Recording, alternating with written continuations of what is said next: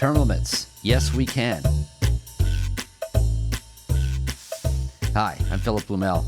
Welcome to No Uncertain Terms, the official podcast of the term limits movement for the week of November 30th, 2020. Your sanctuary from partisan politics. Former President Barack Obama's presidential memoir, The Promised Land, sold a record 1.7 million copies in its first week and is number one on USA Today's bestseller list. Along with a detailed history of his administration, he also shares some lessons. And here's one that struck us at U.S. term limits as most poignant. I'll quote, "I question what might happen to me the longer I stayed in Washington, the more embedded and comfortable I became. I saw how it could happen, how the incrementalism and decorum, the endless positioning for the next election, and the groupthink of cable news panels all conspire to chip away at your best instincts and wear down your independence until whatever you once believed is totally lost." Close quote. That's a message you might be used to hearing right here on No Uncertain Terms podcast.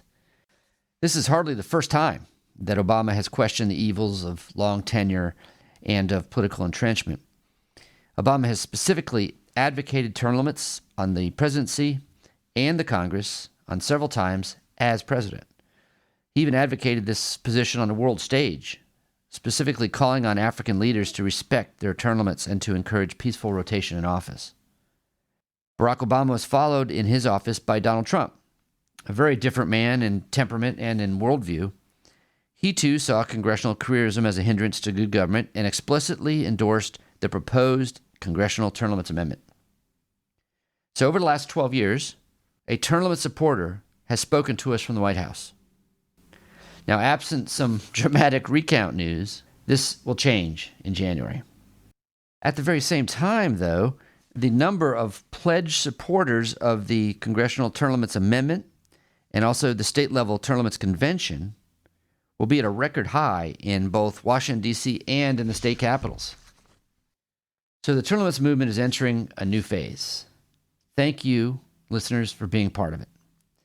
Now, for a couple news items.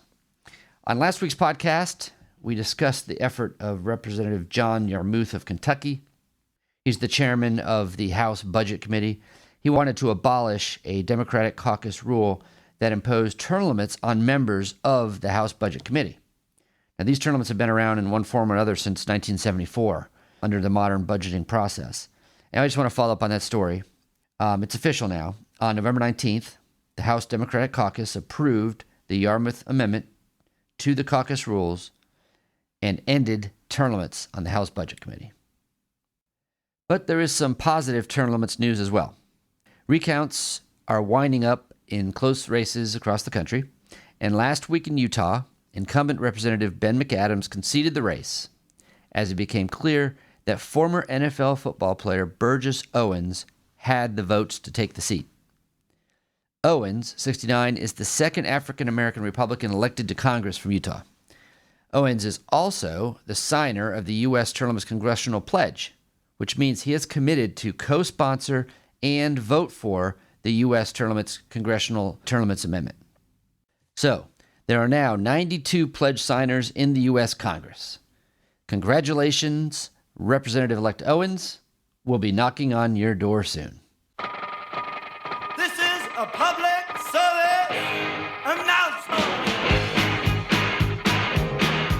Calls for term limits come from across the political spectrum, from the top of pedestals to the nooks and the crannies, from Barack Obama's latest autobiography to this nugget last week from a New York podcaster and prepper known only as Dave, the host of the X22 Report. We need people who are from the working class, who understand what it's like to have an everyday job, to work. They can go into office, but there needs to be a term limit.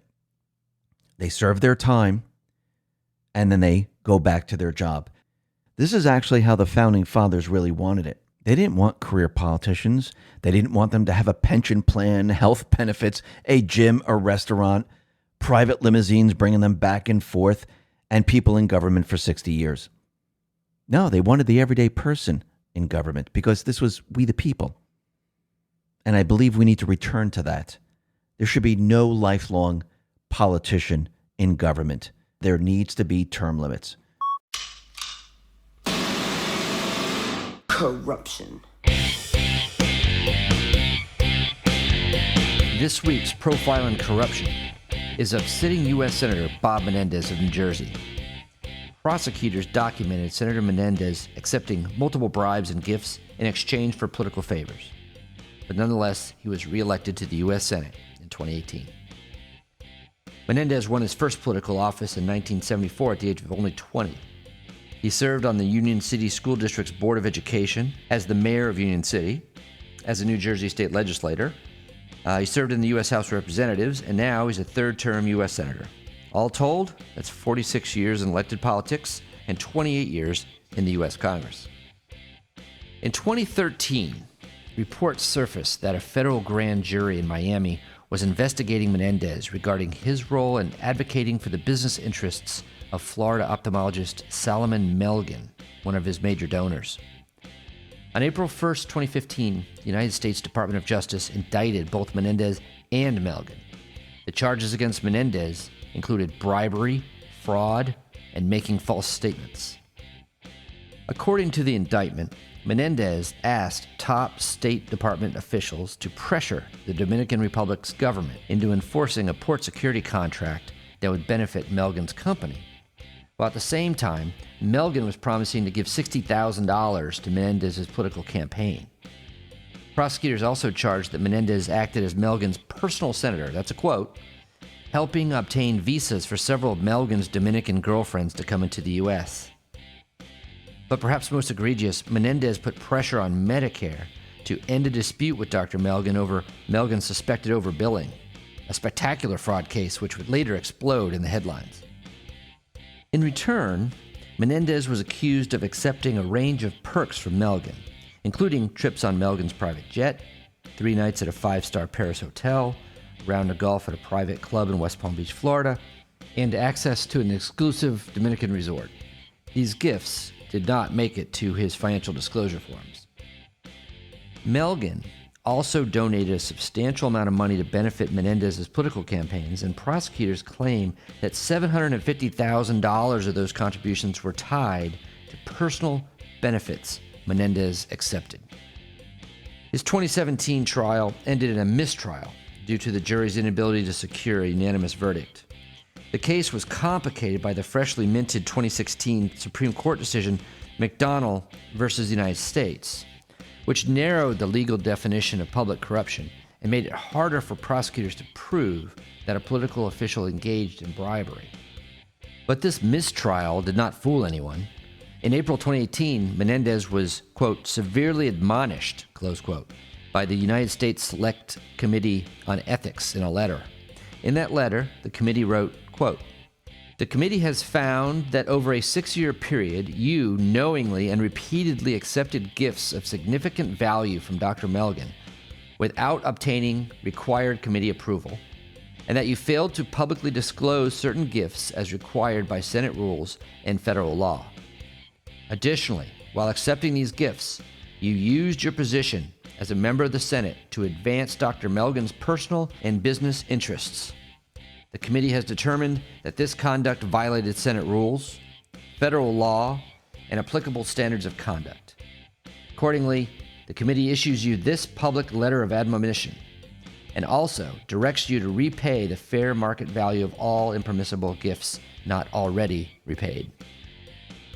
So while Menendez got off on technicalities, at least in court, his doctor friend Melgen was sentenced to 17 years in prison for stealing $73 million from Medicare by persuading elderly Medicare patients to undergo excruciating tests and treatments for eye diseases they didn't have. Surely, it is no surprise that Senator Bob Menendez is a foe of congressional term limits. He has refused to sign the U.S. term limits pledge to co-sponsor and vote for the Congressional Term Limits Amendment. In 2012, he voted nay to a sense of the Senate non-binding resolution asking whether congressional terms should be limited. In spite of all this, Menendez won re-election to his 3rd term for the U.S. Senate in 2018. Long tenure is highly correlated to corrupt behavior due to hubris and opportunity. Given the incumbent advantages that lead to a 90% plus re-election in Congress from voters, the corrupt have little to fear.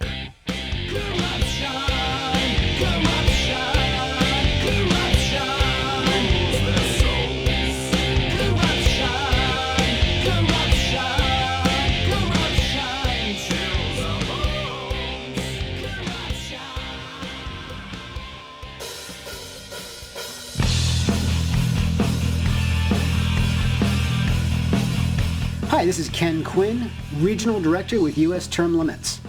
As you know, if you have been listening to our podcast for a while, that our goal at U.S. Term Limits is to have a Congressional Term Limits Amendment proposed under Article 5 of the U.S. Constitution. Now, this can be accomplished either by 2/3 of both houses of Congress or by 2/3 of the state legislatures. We are working hard around the country on both of these fronts to finally get this accomplished on behalf of the American people.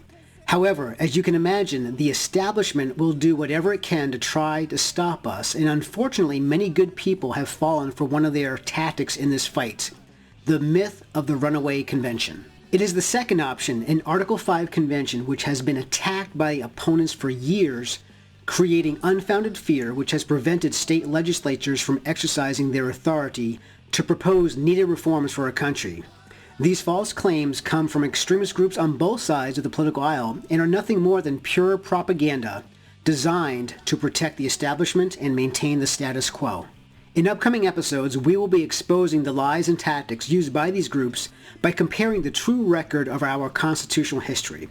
When we are finished, you will be able to see for yourself the wisdom of the framers and that it is time for us to use the very tool they gave us in the Constitution to check the power of the federal government. We'll expose the myth of the runaway convention, and we'll go back to our very first Constitution, the Articles of Confederation, to examine its defects and the reasons why it had to be replaced. We'll discuss the purpose of the Annapolis Convention of 1786, which led to the call of the 1787 Philadelphia Convention, and finally the adoption and ratification of the U.S. Constitution. So please join us again, and we're going to have some fun busting the myth of the runaway convention. Keep on rocking in the free world.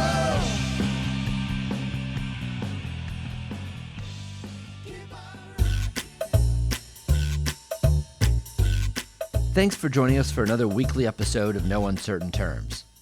All eyes are on Georgia, where 2 runoff elections in January will decide which party controls the U.S. Senate. But term limits are also on the ballot. It turns out that both runoffs feature 1 U.S. term limits pledge signer and 1 U.S. term limits pledge refuser. Oddly, it's the 2 incumbents, David Perdue and Kelly Loeffler, who have signed the pledge, which commits them to co-sponsoring and voting for the Congressional Term Limits Amendment to the U.S. Constitution. Their opponents, Raphael Warnock and John Ossoff, have so far declined to sign the pledge. This week's action item is for Georgians only. Please, if you live in Georgia, email messages to all 4 of these candidates. 2 of them should get thank yous for signing the pledge, reminding them of their commitment in case they win. 2 of them should get friendly encouragement from you to sign the pledge. You can do this at termlimits.com/GASenate. It'll take you 2 minutes. Your party registration is not important here. It doesn't matter who you're voting for. Go to termlimits.com/GASenate and send all 4 candidates a pro-term limits message. Thank you. We'll be back next week. The revolution isn't being televised. Fortunately, you have the No Uncertain Terms podcast.